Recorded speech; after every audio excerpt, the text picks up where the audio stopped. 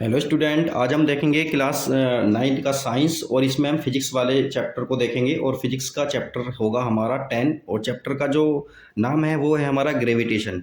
ये एनसीईआरटी में chapter number 10 है हमारा ग्रेविटेशन। इससे पहले वाले चैप्टर हम देख चुके हैं, तो आज हम ग्रेविटेशन के बारे में देखते हैं कि क्या होता है और पूरी डिटेल को हम जानते हैं। देखिए, हमने देखा होगा कुछ भी चीज़ जब हमारी ऊपर से गिरती है, जब हम ऊपर से किसी हाइट से किसी ऑब्जेक्ट को छोड़ते हैं तो वो सीधी नीचे अगर गिरती है तो वो ग्रेविटी की वजह से ही गिरती है। तो हमने एक न्यूटन वाला देखा था। न्यूटन ने हमें क्या बताया था? न्यूटन ने बताया था कि न्यूटन जो है सेब के पेड़ के पास था, तो उसने देखा सेब का जो पेड़ से सेब गिर रहे थे वो सीधे नीचे की साइड जा रहे थे, वो ऊपर की साइड नहीं जा रहे थे। तब उसने सोचा कि आखिर ऐसा क्यों हो रहा है। तब उसने एक कंक्लूजन निकाला। उसने बताया कि जो है ये पेड़ से जो फल नीचे गिर रहे हैं वो अर्थ के ग्रेविटेशन अट्रैक्शन फोर्स की वजह से गिर रहे हैं। क्या फोर्स? कौन सा फोर्स बताया? Force of attraction on it, यानी अर्थ एक फोर्स लगाती है अट्रैक्शन वाला, उसे फोर्स ऑफ अट्रैक्शन बोलते हैं या फिर ग्रेविटी भी उसे बोल देते हैं। इसी तरह से देखिए, रेन जो हमारी रेन होती है, बारिश जो बरसती है, उसकी जो बूंदें होती हैं वो सीधी अर्थ पर ही आती हैं। या हमने देखा है नदी जो होती है हमारी ऊपर से नीचे की साइड को हमारी चलती चली जाती हैं। ये सारे केसेस किस वजह से होते हैं? अर्थ की ग्रेविटी की वजह से सब होते हैं ये। तो अब आगे देखते हैं हम। देखिए, द अर्थ अट्रैक्ट्स और पुल्स। अर्थ जो है अट्रैक्ट या पुल्स जो करती है ऑल द ऑब्जेक्ट्स, सारे ऑब्जेक्ट को क्या करती है? टुवर्ड्स इट्स सेंटर, यानी अर्थ जितने भी ऑब्जेक्ट होते हैं अपनी साइड को, सभी ऑब्जेक्ट्स को अट्रैक्ट करती है। द फोर्स विद विच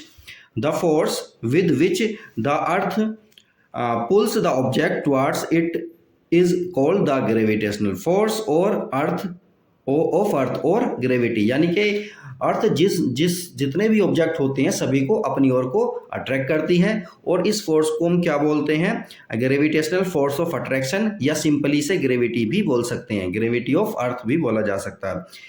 तो देखिए, आगे देखिए, every object in the universe attract every other object, यानी यूनिवर्स के अंदर जितने भी ऑब्जेक्ट हैं वो सभी एक दूसरे को अपनी ओर को आकर्षित करते हैं।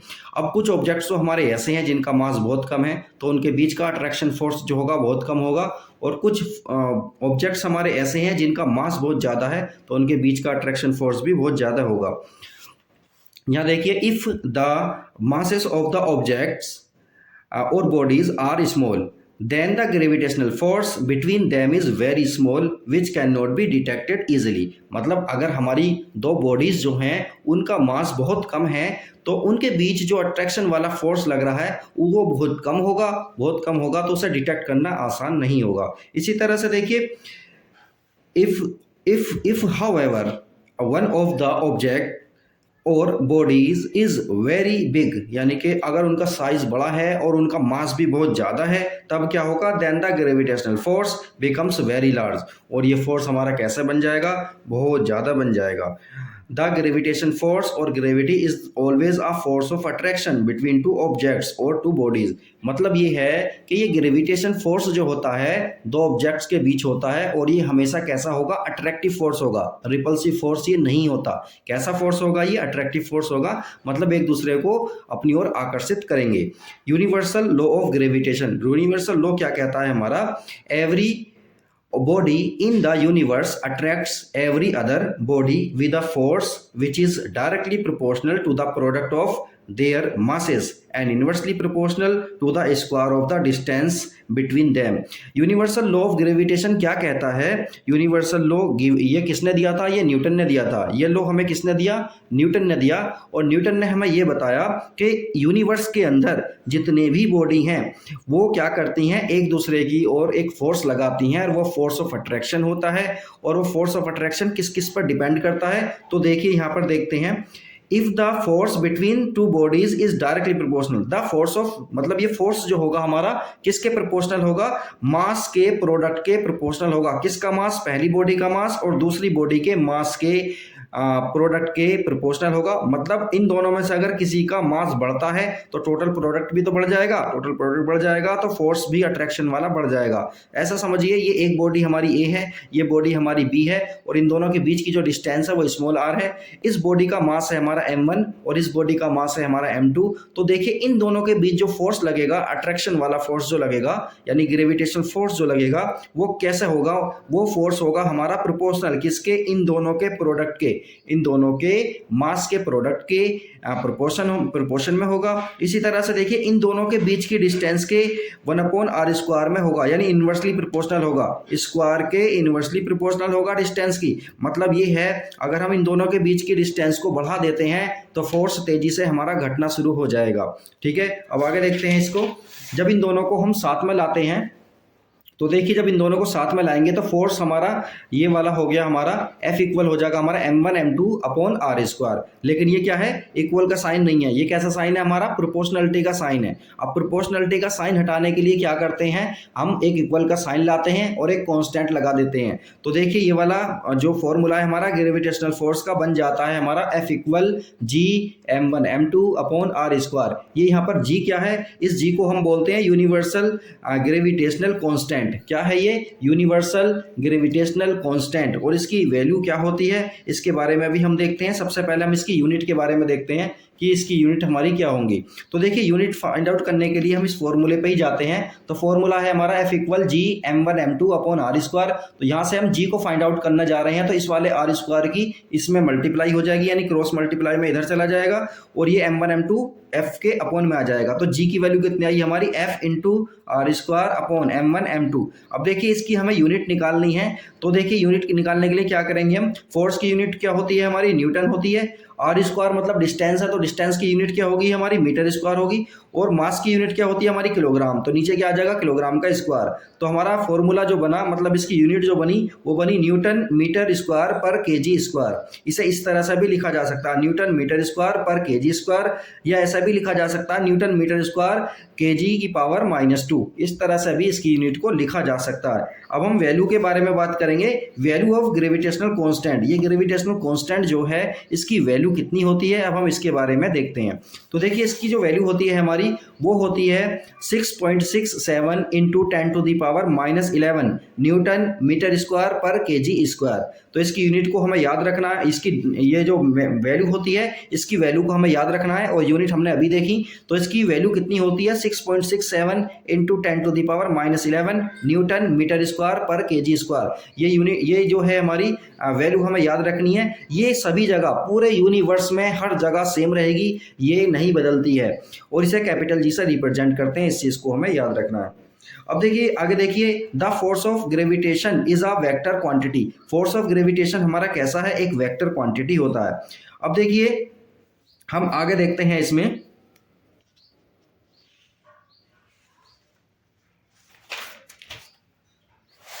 अब हम इसमें एक चीज देखते हैं कि सपोज करिए हमारा जो अर्थ है, हमारी अर्थ के ऊपर एक बॉल रखी हुई है जो कि 1 kg की है। तो अर्थ इस पर कितना फोर्स लगाएगी इसको हम देख लेते हैं। तो देखिए हम कैलकुलेट करते हैं इसे, फॉर्मूला हमारा वही है G m1 m2/r²। तो देखिए हमने अर्थ का जो मास है हमने मान लिया अप्रोक्स 6 इंटू 10⁻24 kg। ये हमने अर्थ का मास मान लिया है और हमने बॉल का मास माना है 1 kg। इन दोनों के बीच की जो डिस्टेंस होगी वो इसकी अर्थ की रेडियस होगी, क्योंकि अर्थ सरफेस पर है ये, तो अर्थ की हमने रेडियस देखा। और इसी तरह से हम इस चीज़ को कैलकुलेट करेंगे। F वाला फॉर्मूला यानी ग्रेविटेशनल फोर्स वाला जो फॉर्मूला है उसमें सारी चीज़ों को पुट करेंगे तो हम देखते हैं फोर्स आ रहा है हमारा 9.8 न्यूटन्स। मतलब अर्थ जो है इस बॉडी पर 9.8 न्यूटन का फोर्स लगाएगी। इसी तरह से बॉल भी इस पर 9.8 मीटर पर न्यूटन वाला फोर्स लगाएगा। मतलब क्या है, ये दोनों के दोनों एक दूसरे पर कितना फोर्स लगा रहे हैं, 9.8 न्यूटन का फोर्स लगा रहे हैं। तो देखिए अब एक चीज़ और देखते हैं इसमें। देखिए when the both the objects are very big, अगर दोनों ऑब्जेक्ट हमारे कैसे हैं, बहुत बड़े हैं, having very large masses, then the gravitational force of attraction between them becomes extremely large। मतलब क्या है, अगर दोनों का मास बहुत ज़्यादा हो जाए तो दोनों का प्रोडक्ट जो होगा बहुत ज़्यादा हो जाएगा, इसलिए क्या होगा, दोनों का जो फोर्स होगा वो बहुत ज़्यादा हो जाएगा। इसी तरह से हम देखते हैं ये सोलर सिस्टम, हम जानते हैं सोलर सिस्टम के बारे में, gravitational force holds the solar system together. मतलब ग्रेविटेशन फोर्स ही है जिसकी वजह से क्या होता है, पूरा सोलर सिस्टम हमारा क्या है, होल्ड है, यानी कि एक दूसरे से जो है अट्रैक्ट है। वरना क्या होगा, ये प्लेनेट कहीं दूर चले जाएंगे अगर अट्रैक्शन वाला फोर्स ना हो तो। देखिए ये हमारा सन है, सन के पास में हमारी मरकरी है, उसके बाद वीनस, फिर अर्थ हो गई हमारी, उसके बाद मार्स हो गया, उसके बाद जुपिटर, सैटर्न, यूरेनस और नेपच्यून, ये सारे के सारे हमारे प्लेनेट है और ये प्लेनेट हम जानते हैं क्या करते हैं, ये अर्थ के चारों ओर रिवॉल्व करते हैं। अगर हमारा ये जो हमारा सन है और जो हमारा प्लेनेट है, कोई भी प्लेनेट हो, उन दोनों का जो मास होता है वो बहुत ज़्यादा हो जाता है। सन का मास बहुत बहुत ज़्यादा है तो सन क्या करता है, सभी चीज़ों को अट्रैक्ट करके रखता है और ये सभी चीज़ें क्या करती हैं,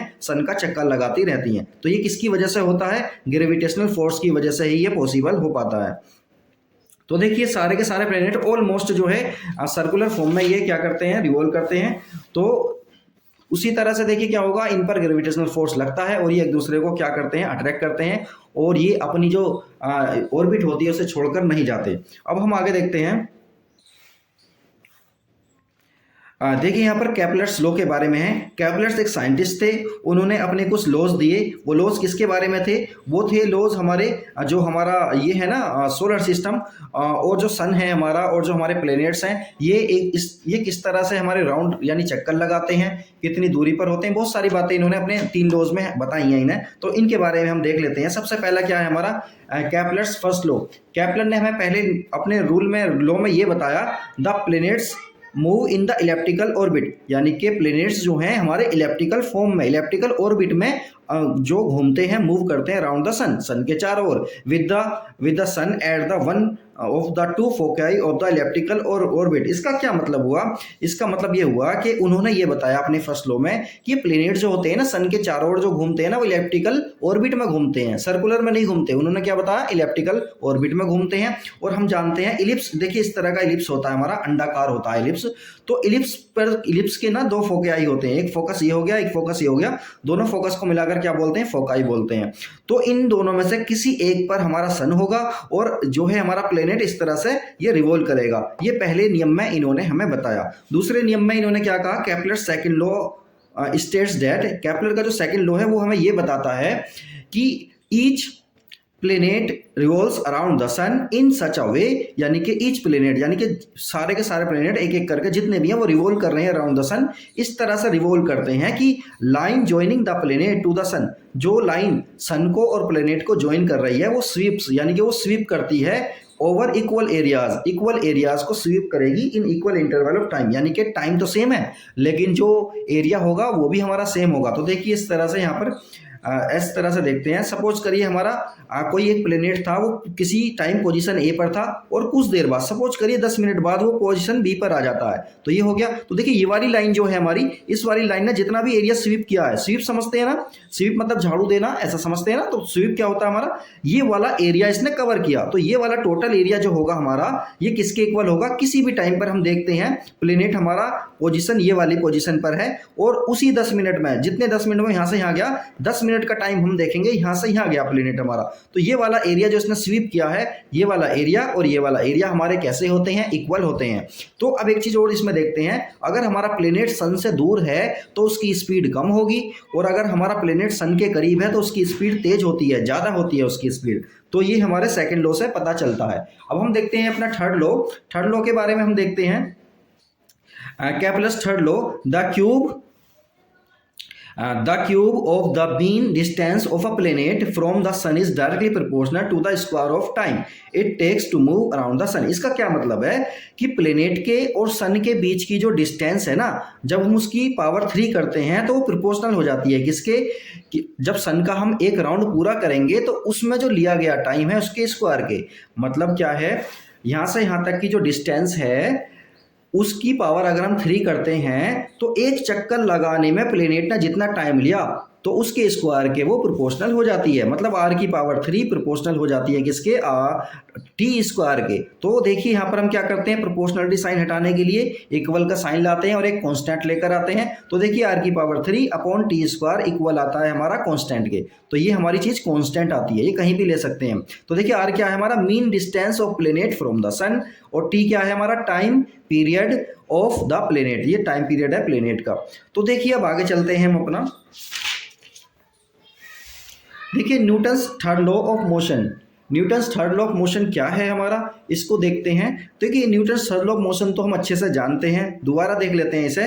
if an object exerts a force, अगर कोई ऑब्जेक्ट क्या करता है, एक फोर्स को एक्सर्ट करता है, फोर्स लगाता है किस पर, on N on another body, यानी अनोदर बॉडी या अनोदर ऑब्जेक्ट पर कोई एक बॉडी फोर्स लगाती है, तब क्या होता है, सेकंड बॉडी भी क्या काम करेगी, सेकंड बॉडी भी इक्वल फोर्स लगाएगी उस दूसरी बॉडी पर, लेकिन अपोजिट डायरेक्शन में लगाएगी। ये बात हमारी क्या है, न्यूटन्स के थर्ड लॉ में बताई गई है।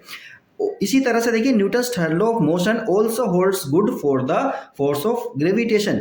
न्यूटन्स का जो फोर्स है यानी थर्ड लॉ जो है वो बिल्कुल फिट होता है, किस में फिट होता है, हमारा ग्रेविटेशन फोर्स वाले कॉन्सेप्ट में भी हमारा फिट होता है। तो देखिए क्या है, this means that when earth exerts a force of attraction on an object, जब अर्थ किसी बॉडी पर एक फोर्स लगाती है अट्रैक्शन वाला, तब क्या होता है, then the object also exert, तब ऑब्जेक्ट भी क्या करेगा, ऑब्जेक्ट भी उसी तरह का बिल्कुल सेम फोर्स लगाएगा, अपोजिट डायरेक्शन में लगाएगा दूसरी बॉडी पर, यानी कि अर्थ पर लगाएगा। बात क्लियर हो गई है। तो इफ सम, देखिए if the stone also exerts an equal and opposite force on the object earth, यानी कि इफ द स्टोन ऑल्सो, यानी कि अब क्या है, जैसे कि हमने एक पत्थर है हमारा, पत्थर जो है, पत्थर पर अर्थ एक फोर्स लगाएगी अट्रैक्शन वाला, तो पत्थर भी तो लगाना चाहिए एक फोर्स एग्जैक्ट अट्रैक्शन वाला। तो बिल्कुल ऐसा ही होता है, जैसा कि अर्थ जो है एक पत्थर पर, स्टोन पर एक फोर्स लगा रही है और वो स्टोन जो है अर्थ की ओर को गिरना शुरू हो जाता है, तो देखिए स्टोन भी तो अर्थ पर उसी तरह का सेम फोर्स लगा रहा है, अपोजिट फोर्स लगा रहा है, तो अर्थ स्टोन की साइड को क्यों नहीं जा पाती, तो इसका रीजन ये है। देखिए एक हम फॉर्मूला जानते हैं, फोर्स इक्वल क्या होता है हमारा, मास इनटू एक्सीलरेशन होता है। तो यहाँ से हम एक्सीलरेशन निकालेंगे, फोर्स अपॉन मास हो गया, यानी ए इक्वल हो गया हमारा एफ अपॉन एम। देखिए फोर्स, देखिए पहले स्टोन वाले केस में देख लीजिए, स्टोन वाले केस में स्टोन का जो एक्सीलरेशन होगा वो क्या होगा, फोर्स तो देखिए सेम है अर्थ के लिए भी और स्टोन के लिए भी, तो फोर्स तो हमारा सेम रहा, लेकिन मास जो है हमारा स्टोन का बहुत कम है। मास स्टोन का कम होने की वजह से क्या होगा, ये ग्रेविटेशन, ये जो हमारा एक्सीलरेशन है वो स्टोन के लिए बहुत ज़्यादा हो जाएगा, इसलिए स्टोन हमारा अर्थ की ओर गिरना शुरू हो जाता है। लेकिन हम बात करते हैं अर्थ के केस में, तो एक्सीलरेशन अर्थ का कितना होगा, तो देखिए फोर्स तो हमारा सेम है, लेकिन मास ऑफ अर्थ बहुत ज़्यादा है, इसलिए ये जो फोर्स होगा हमारा, ये जो हमारा एक्सीलरेशन होगा अर्थ के केस में बहुत कम होगा, इसलिए इसको हम निग्लेजिबल कर देते हैं। तो ये बात समझ में आई, यानी कि हमारा अर्थ जो है किसी स्टोन को अपनी ओर को अट्रैक्ट करती है, लेकिन स्टोन करता है बहुत कम करता है, तो इसलिए उसको निग्लेक्ट कर देते हैं ऑलमोस्ट।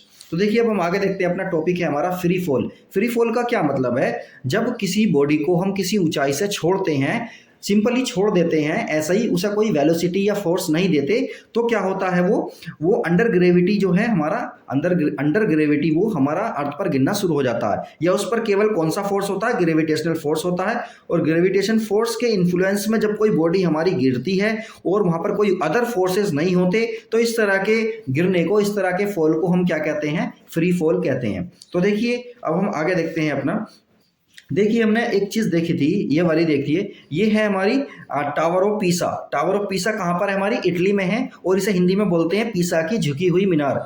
क्या है ये पीसा की झुकी हुई मीनार, ये मीनार जो है हमारी, ये पिलर जो है, टावर जो है हमारा, ये थोड़ा सा झुका हुआ है। देखिए डायग्राम से भी हमें साफ नजर आ रहा है कि ये थोड़ा सा झुका हुआ है। तो देखिए इसमें गैलीलियो ने एक्सपेरिमेंट किए थे।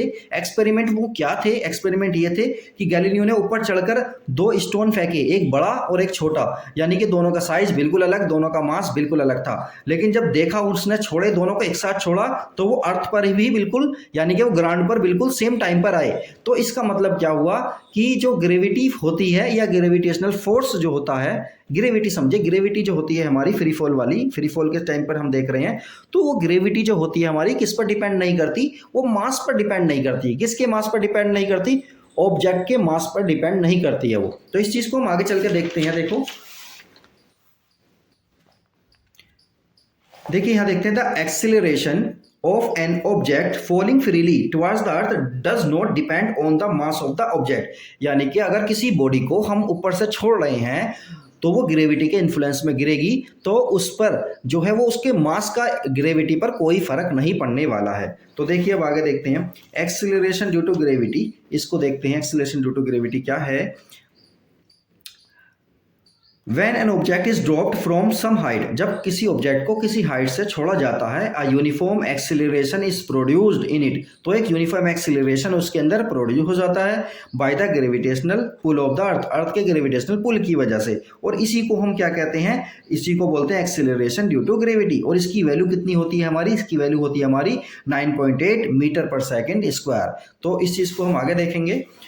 तो ये तो हो गया हमारा। देखिए अब एक चीज और देखते हैं हम, when a body is dropped freely, जब बॉडी फ्रीली छोड़ी जाती है ऊपर से, it falls with an acceleration of 9.8 metre per second square. जब किसी बॉडी को ऊपर से छोड़ा जाता है तो वो फ्रीली गिरेगी हमारी, और वो इस एक्सीलरेशन से गिरेगी। लेकिन जब किसी बॉडी को हम ऊपर की तरफ को छोड़ते हैं, ऊपर की तरफ को उछालते हैं, तब उस पर एक रिटार्डेशन वाला जो है एक्सीलरेशन लगेगा। रिटार्डेशन वाला एक्सीलरेशन क्या होता है, 9.8 Newton metre per second square, ये वाला एक्सीलरेशन उस पर लगेगा। ये ऐसा बोल सकते हैं, रिटार्डेशन भी बोल सकते हैं इसे। तो ये हो गया हमारा। अब आगे चल के हम देखते हैं। देखिए एक्सीलरेशन ड्यू टू ग्रेविटी जो है हमारी, इसका फॉर्मूला जो है हमारा ये वाला फॉर्मूला है। इस फॉर्मूले को देखिए, ध्यान से देखिए, जी इक्वल है हमारा G M upon R square. तो यहाँ पर देखिए ये जी जो है ना हमारी, वो स्मॉल जी है, और ये क्या है हमारी, एक्सीलरेशन ड्यू टू ग्रेविटी है। और ये जी जो है हमारा कैपिटल जी, ये क्या है हमारा, ये है हमारा यूनिवर्सल ग्रेविटेशनल कांस्टेंट। तो देखिए हमारा ये तो हमारा चेंज होगा नहीं, क्योंकि ये तो यूनिवर्स में पूरे में सेम रहेगा। और जो ये आर है हमारा, आर क्या है, ये है रेडियस ऑफ द अर्थ, और ये क्या है हमारा, मास ऑफ द अर्थ। तो देखिए जब हम अर्थ की बात कर रहे हैं तो ये अर्थ के मास पर तो डिपेंड करती है gravity, acceleration due to gravity. लेकिन ये जो ऑब्जेक्ट है हमारा, ऑब्जेक्ट के मास पर डिपेंड नहीं करती। इसलिए क्या होता है हमारी, यानी कि हम किसी बॉडी के मास को बड़ा ले लें या छोटा ले लें तो कुछ भी फर्क पड़ने वाला नहीं है। अगर हम सेम हाइट से दोनों को छोड़ेंगे तो वो सेम टाइम पर ही आएंगी। तो चलिए आगे देखते हैं अब हम। तो देखिए हमारा variation of acceleration due to gravity. तो जी जो है हमारा, यानी एक्सीलरेशन ड्यू टू ग्रेविटी जो है अर्थ पर सभी जगह सेम नहीं होती है। The value of acceleration due to gravity is not constant at all the places on the surface of the earth. तो अर्थ के सरफेस पर सभी जगह जी की वैल्यू हमारी सेम नहीं होती है। हम स्मॉल जी की बात कर रहे हैं, कैपिटल जी की बात नहीं कर रहे हैं।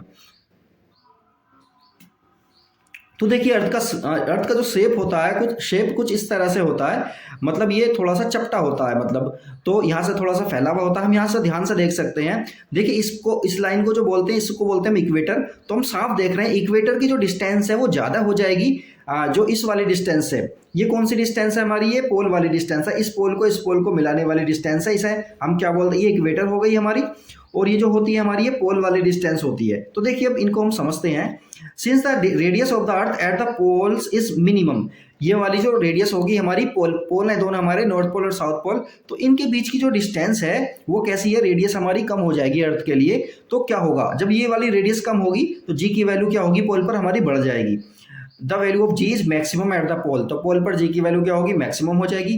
The radius of the earth is maximum at the equator, equator पर क्या होता है, अर्थ की जो रेडियस है वो हमारी बहुत ज़्यादा होती है। तो देखिए ये ज़्यादा हो जाएगी, ये ज़्यादा होगी, तो इसमें इसकी वैल्यू कितनी होगी हमारी, जी की वैल्यू हमारी मिनिमम हो जाएगी। तो इक्वेटर पर जी की वैल्यू क्या होती है हमारी, मिनिमम होती है, और पोल पर हमारी जी की वैल्यू क्या होती है, मैक्सिमम होती है। अब आगे देखते हैं।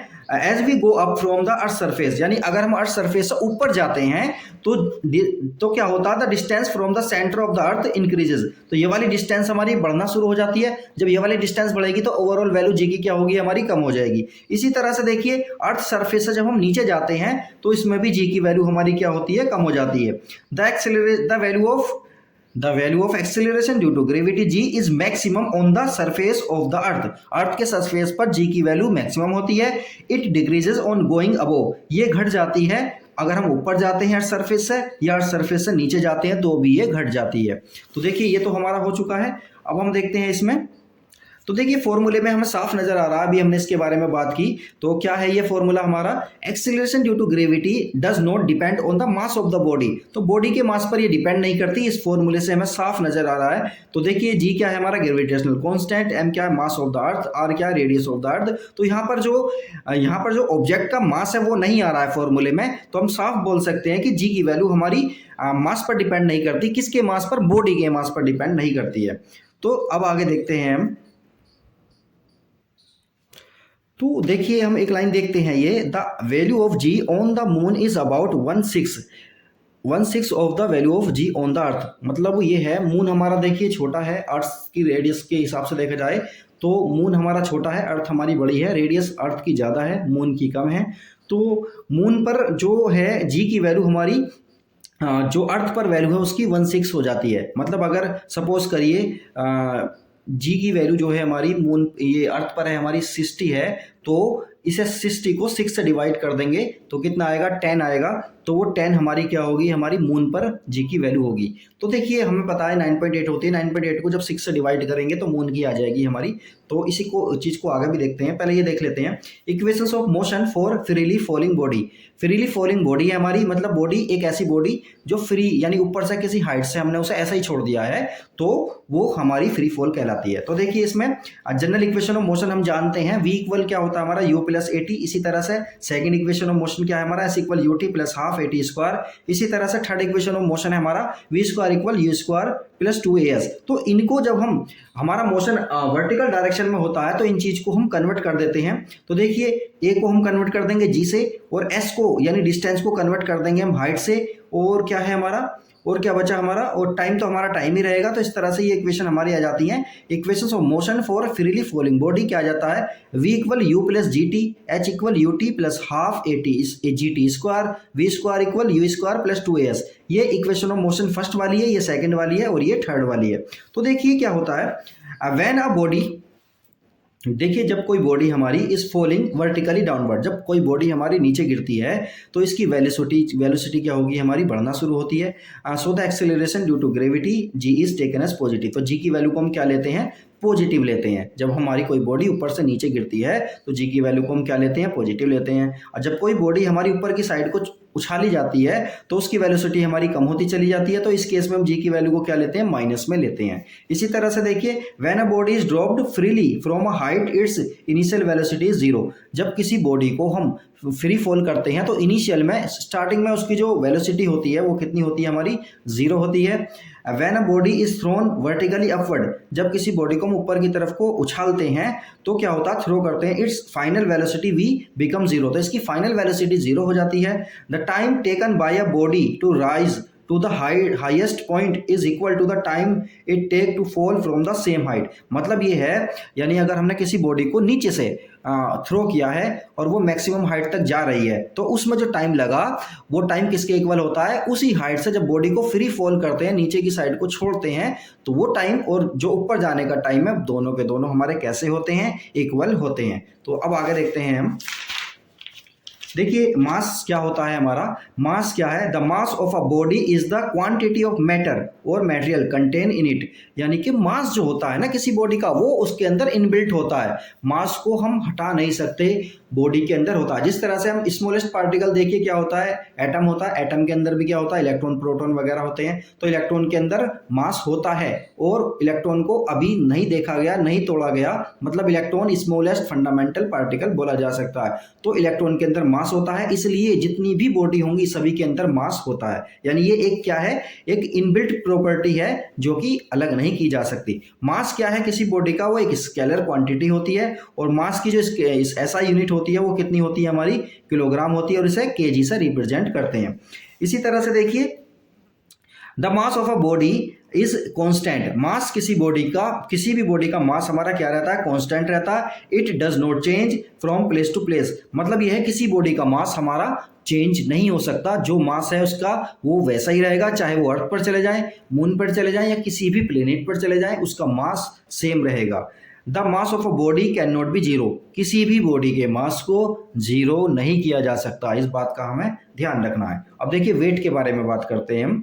तो वेट क्या है हमारा, the weight of a body is the force. Weight क्या है हमारा, फोर्स होता है with which it is attracted towards the centre of the earth. मतलब जिस फोर्स से बॉडी, जिस फोर्स से अर्थ किसी बॉडी को अपनी ओर को अट्रैक्ट करती है, उस फोर्स को हम क्या बोलते हैं, वेट बोलते हैं। तो वेट का फॉर्मूला क्या हो गया हमारा, फोर्स इक्वल होता है हमारा मास इनटू एक्सीलरेशन, और यही क्या होता है हमारा, वेट होता है। तो फोर्स को हम वेट भी बोल सकते हैं इन केस में, ठीक है। जो कि एक्सेलरेशन कौन सा होना चाहिए, एक्सेलरेशन ड्यू टू ग्रेविटी होना चाहिए। मतलब फोर्स इक्वल क्या होता है हमारा mg, या वेट को हम क्या बोल सकते हैं, mg बोल सकते हैं। तो इसके बारे में आगे देखिए। तो ये हो गया हमारा फोर्स, क्या होता है हमारा mg, तो W भी इक्वल क्या हो जाएगा हमारा mg हो जाएगा। और जो मास हो, ये mass into acceleration due to gravity, ये होता है हमारा क्या, वेट। मतलब अगर हम मास में एक्सेलरेशन ड्यू टू ग्रेविटी की मल्टीप्लाई कर दें तो हमारा क्या बन जाता है, वो वेट बन जाता है। और इसकी एसआई यूनिट क्या होती है, न्यूटन होती है। इसकी एसआई यूनिट होती है हमारी न्यूटन, वेट की। तो इसी तरह से देखिए, weight of 1 kilogram mass is 9.8 Newton. 1 kilogram mass का जो वेट होगा हमारा, वो कितना होगा, 9.8 न्यूटन होगा।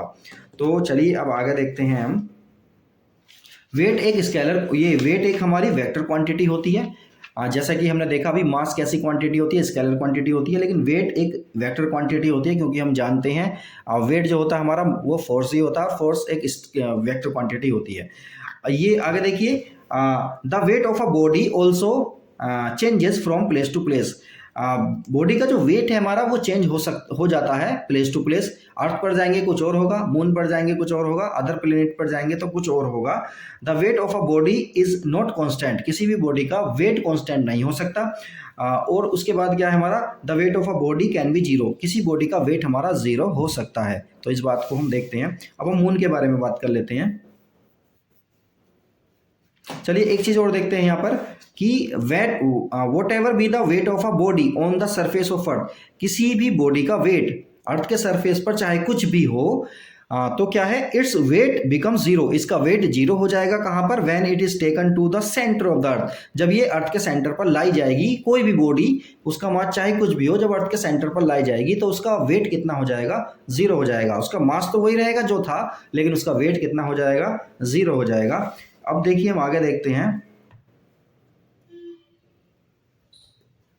ये क्या है हमारा, ये हमारा weight of an object on the moon. Moon पर देखिए क्या होता है, the weight of an object on the moon will be about 1/6 हो जाएगा of what it is on the अर्थ। यानी अर्थ पर जितना भी उसका वेट था, वो वेट हमारा कितना हो जाएगा, वो हो जाएगा हमारा उसका 1/6 टाइम हो जाएगा। मतलब अर्थ पर अगर किसी बॉडी का वेट है 60 kg, तो वो वहां पर जाकर, कहां पर जाकर, मून पर जाकर कितना हो जाएगा, 60 को 6 से डिवाइड करेंगे तो 10 आ जाएगा। मतलब 10 kg रह जाएगा उसका वेट। या अगर किसी बॉडी का मास या किसी इंसान का मास अगर 60 kg है अर्थ पर, तो मून पर जाकर कितना हो जाएगा, 10 kg रह जाएगा। तो इस चीज को हमने देख लिया है। देखिए अब हमारी ये कुछ नई टर्म्स हैं, इनके बारे में बात करते हैं कि ये क्या है हमारी। तो थ्रस्ट एंड प्रेशर, थ्रस्ट और प्रेशर क्या होता है, इसके बारे में हम बात करेंगे।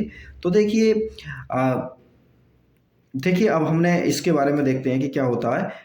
If we push hard on a piece of wood with our thumb, the thumb does not go into the wood. मतलब हम जब किसी लकड़ी के पीस पर जब हम अपने थंब से इंप्रेस करेंगे, तेज इंप्रेस करेंगे, तो लकड़ी का जो थंब है वो अंदर की, लकड़ी का जो वो होगा हमारा पीस, वो अंदर की साइड को धंसता नहीं है। ठीक है, हम इस चीज को जानते हैं।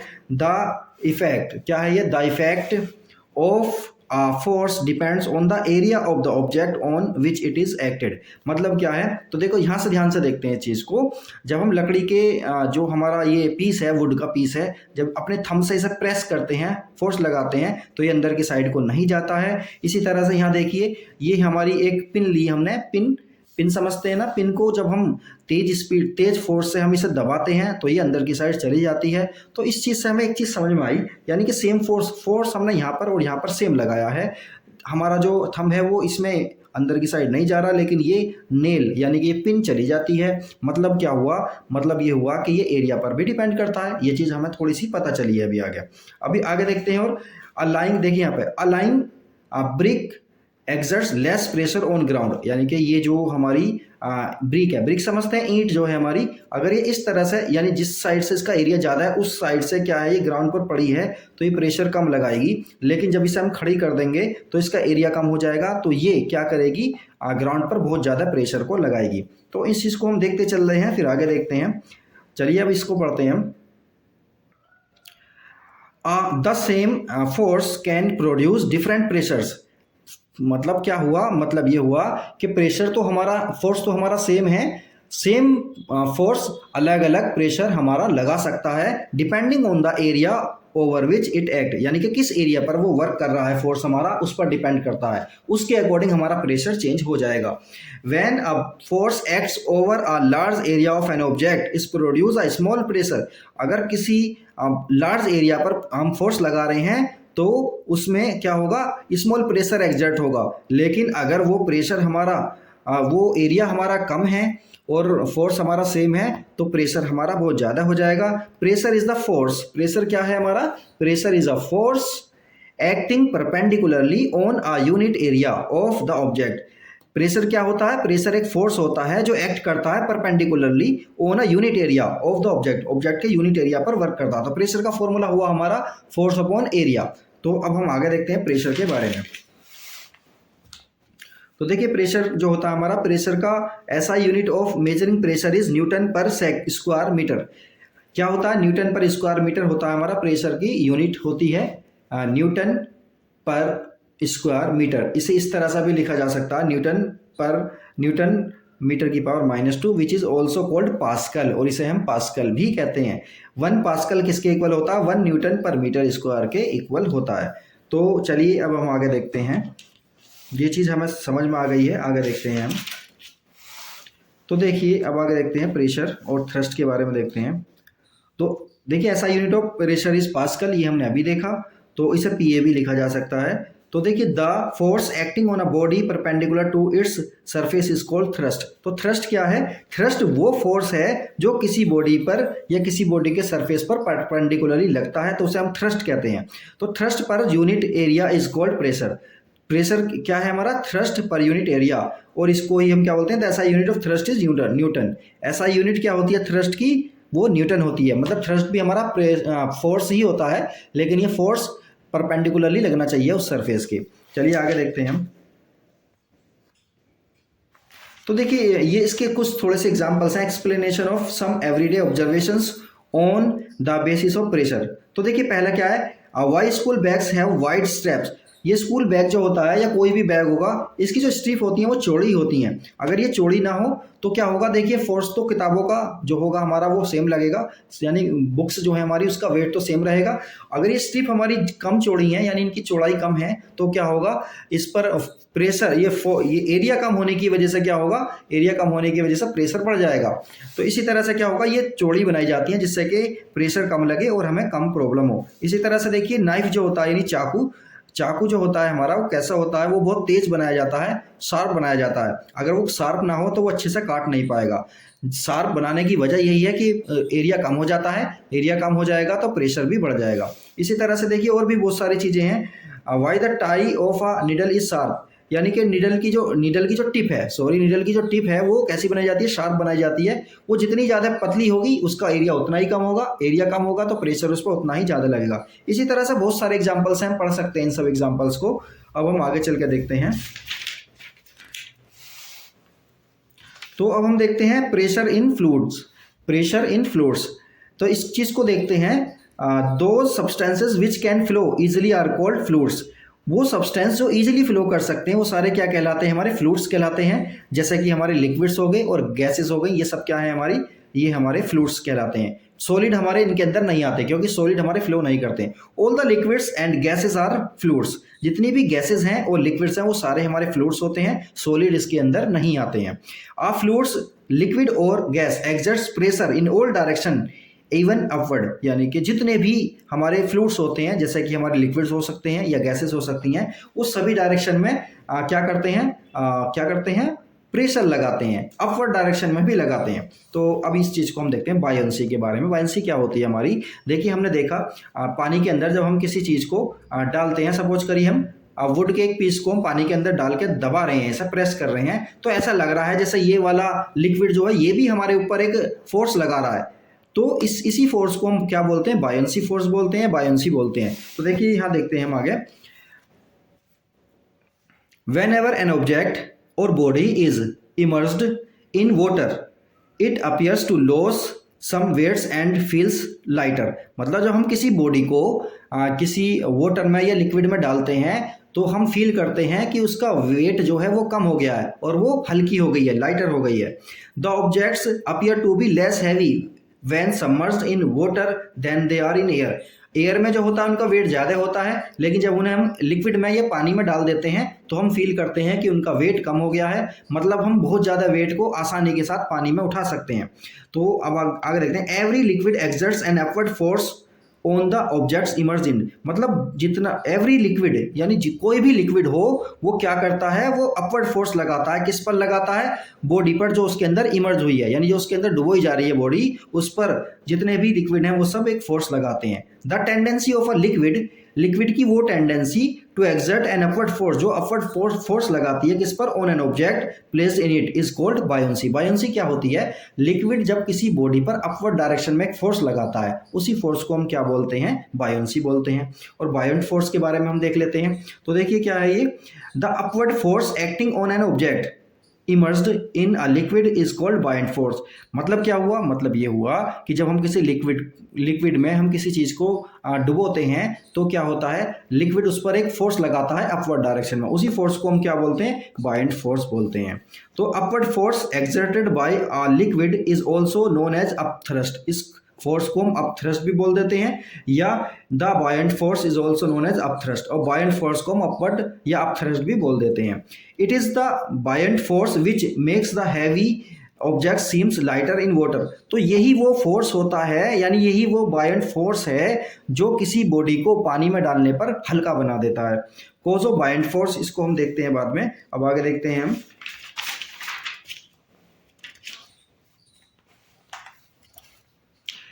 Factors affecting बायोंट force. बायोंट जो फोर्स होता है हमारा, उसको उस पर कौन कौन सी चीज अफेक्ट डालती है, यानी कौन कौन से फैक्टर हैं जो उस फोर्स को कम या ज्यादा कर देते हैं। तो पहला क्या है हमारा? Volume of object immerse in the liquid. मतलब ये हुआ कि जिस ऑब्जेक्ट को हम उसमें इमर्ज कर रहे हैं, लिक्विड में डाल रहे हैं, उसका वॉल्यूम कम है या ज़्यादा है, ये कम या ज़्यादा होने की वजह से हमारा बायोंट फोर्स कम या ज़्यादा हो जाएगा। Density of the liquid, liquid की डेंसिटी कम या ज़्यादा होने से बायोंट फोर्स भी हमारा कम या ज़्यादा हो जाएगा। तो अब आगे देखते हैं, buoyant force exerted by a liquid depends on the volume of the solid objects emerge in it. As the volume of the solid objects immerse inside the liquid increases, जैसा कि उसका वॉल्यूम बढ़ता चला जाएगा सॉलिड का, जो कि पानी में डुबोया जा रहा है, तो क्या होगा? The upward buoyant force also increase, तो बायोंट फोर्स भी हमारा क्या होगा? बढ़ता चला जाएगा। The magnitude of buoyant force acting on a solid object does not depend on the nature of the solid object, यानी सॉलिड ऑब्जेक्ट के नेचर पर डिपेंड नहीं करता, लेकिन उसका वॉल्यूम कम या ज्यादा होने से क्या होगा? बायोंट फोर्स हमारा चेंज हो जाएगा। तो वॉल्यूम अगर बढ़ेगा तो बायोंट फोर्स भी हमारा क्या होगा? बढ़ता चला जाएगा। इसी तरह से आगे देखिए, the buoyant force exerted by a liquid depends on the density of the liquid in which the object is immersed. ये कैसे डिपेंड करता है? तो देखिए, as the density of liquid increases, जैसे कि डेंसिटी बढ़ेगी तो buoyant force exerted by it also increase, मतलब डेंसिटी के बढ़ने पर भी हमारा जो बायोंट फोर्स होगा वो बढ़ जाएगा। वॉल्यूम के बढ़ने पर भी हमारा बायोंट फोर्स बढ़ रहा है, डेंसिटी के बढ़ने पर भी हमारा बायोंट फोर्स क्या होगा? बढ़ जाएगा। It is easier to swim in sea water because sea water exert, देखिए क्या होता है कि यहाँ से देखिए, इट इज ईजर, ये आसान होता है, टू स्विम, तैरना, इन सी वाटर, पानी, समुद्र के पानी में तैरना आसान होता है, क्योंकि समुद्र के पानी में क्या होता है? ग्रेटर बायोंट फोर्स, स्विम, ये जो होता है समुद्र का पानी ज़्यादा बायोंट फोर्स लगाता है स्विमर पर।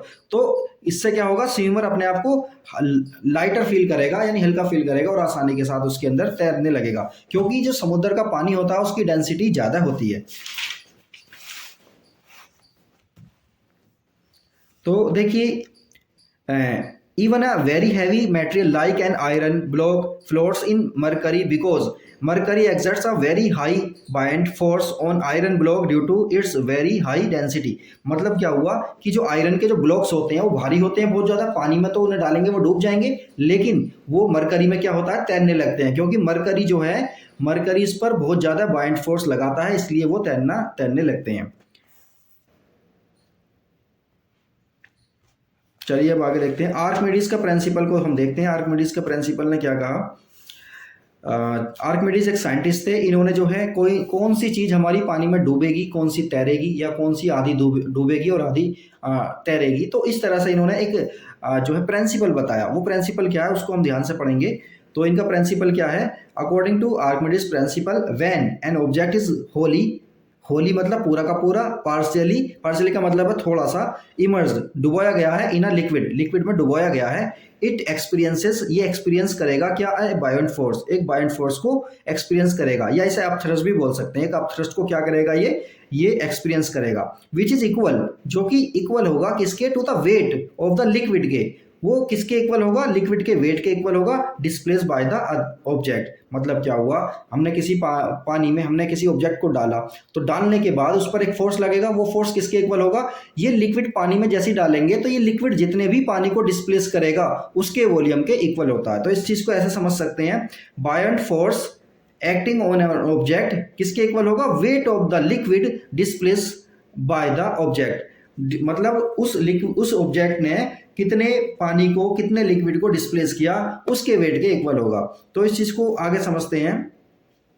The magnitude of buoyant force acting on an object immersed in a liquid is equal to the weight of the liquid displaced by the immersed object. तो ये हो गया हमारा। अब आगे देखते हैं हम आर्क, ये हो गया हमारा applications of Archimedes principal. Archimedes की जो प्रिंसिपल है उसके हमारे कुछ एप्लीकेशंस हैं, उनको हम देख लेते हैं। पहली क्या है, Archimedes principal is used in determining the relative density of a substance. Archimedes के प्रिंसिपल की हेल्प से हम रिलेटिव डेंसिटी को आसानी के साथ फाइंड आउट कर सकते हैं किसी भी सब्सटेंस की। The hydrometers used for determining the density of liquids are based on Archimedes principle. मतलब हाइड्रोमीटर्स जो किसी लिक्विड की डेंसिटी को नापने के काम आते हैं वो आर्किमिडीज के प्रिंसिपल पर ही काम करते हैं। The lactometers used for determining the purity of milk are based on the Archimedes principle. Lactometer क्या काम करता है, हमारा जो मिल्क होता है उसकी प्योरिटी के बारे में बताता है, ये भी हमारा आर्किमिडीज के प्रिंसिपल पर ही वर्क करता है। Archimedes principal is used in designing ships and submarines. Ships और सबमरीन्स को डिजाइन करने के लिए भी आर्किमिडीज प्रिंसिपल का ही यूज किया जाता है। चलिए, वाई ऑब्जेक्ट्स फ्लोट और sink in a liquid. Object जो है किसी लिक्विड में क्यों फ्लोट करते हैं यानी तैरते हैं और क्यों उसमें डूब जाते हैं, तो इस चीज को हम देखते हैं। पहला देखते हैं इसमें वेट। देखिए सबसे पहले क्या, when an object is put in a liquid, जब किसी ऑब्जेक्ट को हम लिक्विड में रखते हैं, then two forces act on it, तो उस पर दो फोर्स काम करते हैं। पहला फोर्स कौन सा है, weight of the object acting downward. वेट किसका, ऑब्जेक्ट का वेट होगा जो कि उससे डाउनवर्ड उसके में वर्क करेगा यानी नीचे की साइड लगेगा।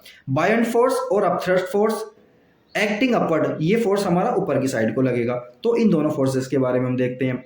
N object will float in a liquid if the upward buoyant force is it receives from the liquid is great enough to overcome the downward force. मतलब क्या होगा, चलिए ऐसे इस आगे से समझते हैं।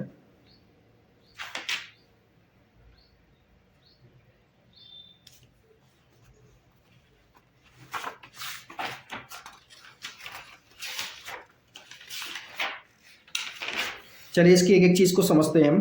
तो देखिए, if the buoyant force exerted by the liquid is less, अगर बायोंट फोर्स यानी कि जो ऊपर की साइड में लगने वाला फोर्स है जो वाटर लगाएगा, वो फोर्स अगर कम है, किससे कम है, वेट से ऑब्जेक्ट के, तो ऑब्जेक्ट क्या करेगा, ऑब्जेक्ट डूब जाएगा, सिंक कर जाएगा। दूसरा केस क्या है, if the buoyant force exerted by the liquid is equal, अगर बायोंट फोर्स जो कि लिक्विड लगा रहा है ऑब्जेक्ट पर ऊपर की ओर, वो इक्वल हो जाएगा किसके, वेट ऑफ द ऑब्जेक्ट के, तब क्या होगा, ऑब्जेक्ट हमारा फ्लोट करने लगेगा। If the buoyant force exerted by the liquid is more, अगर बायोंट फोर्स ज्यादा हो जाता है वेट से ऑब्जेक्ट के, तब क्या होगा, object will rise in the liquid and then float, object rise करेगा यानी ऊपर की तरफ को आ जाएगा और ऊपर की तरफ को आकर तैरना शुरू कर देगा। तो ये है हमारे फ्लोट करने के तरीके कि किस तरह से कोई ऑब्जेक्ट फ्लोट करेगा। देखिए आगे देखिए, ये हमारा the principles of flotation.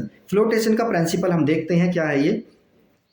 Archimedes principal ने क्या बताया हमें, देखिए buoyant force acting on an object is equal to the weight of the object to the weight of the liquid displaced by it. So we can say that the condition for an object to float in a liquid is that the weight of an object should be equal होना चाहिए, किसके equal होना चाहिए, to the weight of the liquid displace. तो ये बात तो हमारी क्लियर होगी, weight of the object equal है हमारा weight of the liquid displace by it.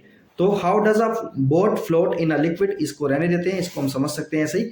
The density of floating object, density of floating object के बारे में देख लेते हैं। An object will float in a liquid if its density is less than that of the liquid.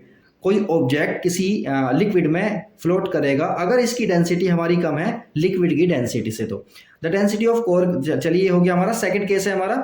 N object will also float, एक object हमारा float करेगा in a liquid if its density is equal to that of the liquid. मतलब एक object हमारा float करेगा कब, अगर density हमारी लिक्विड की और डेंसिटी हमारी ऑब्जेक्ट की सेम है, तो उस केस में भी हमारा फ्लोट करेगा। तो पहले केस का तो एग्जांपल हमारा ये रहा, N object will float in a liquid if its density is less than that of the liquid. तो ये हो गया हमारा पहला केस, समझ सकते हैं इसे।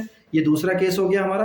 तो इस केस में देखिए क्या होगा, ये डूब जाएगी, डूबते हुए तैरेगी। और तीसरा केस क्या है, an object will sink in a liquid if its density is more. अगर हमारे ऑब्जेक्ट की डेंसिटी ज्यादा हो जाती है लिक्विड की डेंसिटी से, तो ये सिंक कर जाएगा, डूब जाएगा। तो ये तीनों केसेस हमने देख लिए हैं ठीक से। अब हम आगे चल के देखते हैं।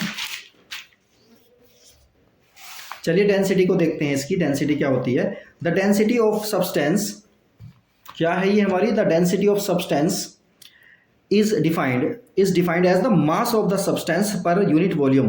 तो डेंसिटी का फॉर्मूला हो गया हमारा mass of the substance upon volume of the substance. ये डेंसिटी इक्वल होती है मास अपॉन वॉल्यूम, इस तरह से इसे लिखा जा सकता है। और डेंसिटी के बारे में हम देखते हैं। डेंसिटी की जो ऐसा यूनिट है हमारी, वो होती है हमारी किलोग्राम, मतलब ये होती है किलोग्राम पर क्यूबिक मीटर। क्या होती है डेंसिटी की यूनिट, क्या होती है, ऐसा unit of density is kilograms पर क्यूबिक मीटर। या इसे ऐसा भी लिखा जा सकता है केजी पर मीटर क्यूब, या केजी मीटर की पावर -3, इस तरह से भी लिखा जा सकता है। Density of some common substances in SI, SI में इनकी कुछ डेंसिटीज हमें दी हुई हैं। तो डेंसिटी को हम इस तरह से, कोर की डेंसिटी होती है 240 KG per metre cube, would की होती है 800 केजी पर मीटर क्यूब, इस तरह से वाटर की है 1000 केजी पर मीटर क्यूब। तो इस तरह से हम डेंसिटी देख सकते हैं। तो अब आगे देखते हैं हम।